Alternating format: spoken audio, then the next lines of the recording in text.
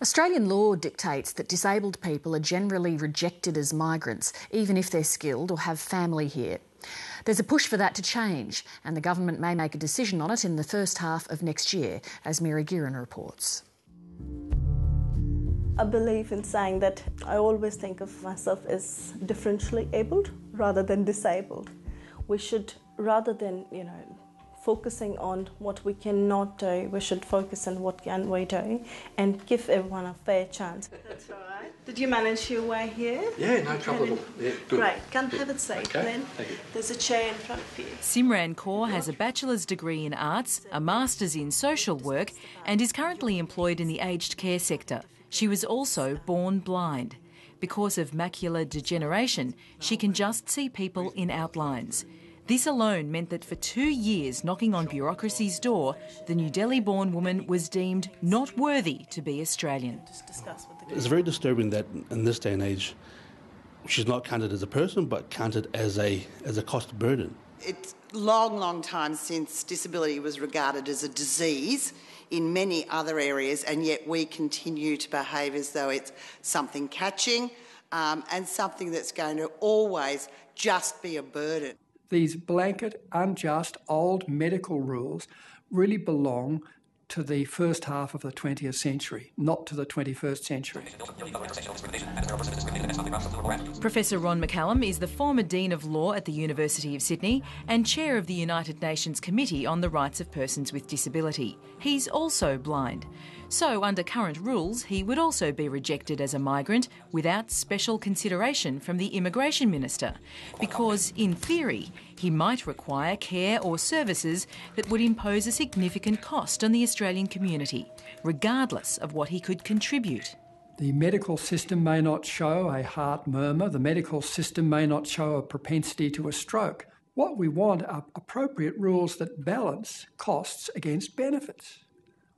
Rules that have a blanket refusal are unfair and unjust, and when they're based upon the medical model, they denigrate the human rights of we persons with disabilities.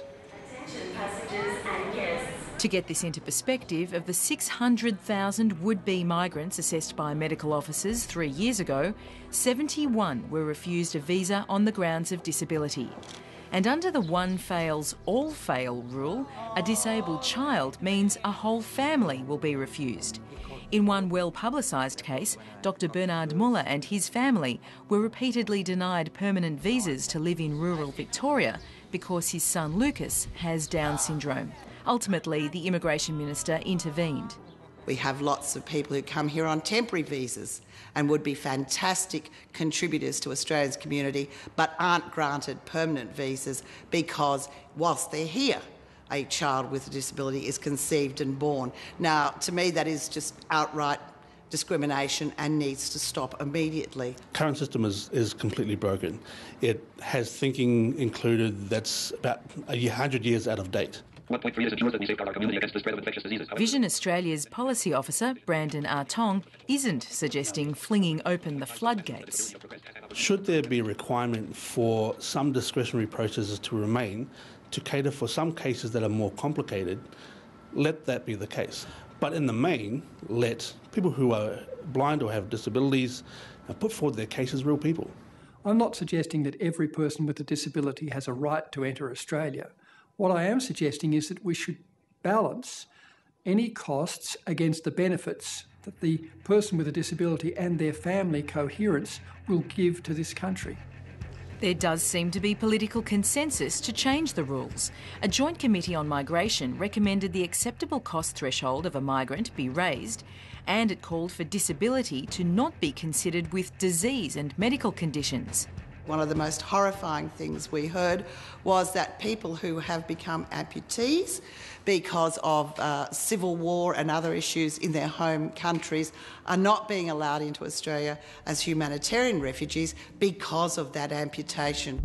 But after 18 months, the report is still with the Minister's office. In a statement, a spokesman for Chris Bowen says the recommendations made by the committee are complex and have implications for a broad range of agencies.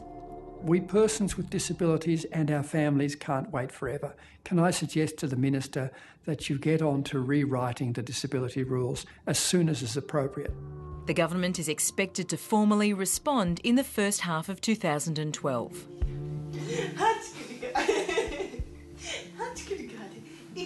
After 2 years of rejection, the minister did finally allow Simran Kaur to stay in Australia to begin a new life. The best thing is that if we had to go back, just because of me and my disability, having a condition which is not my choice, I would have really felt bad.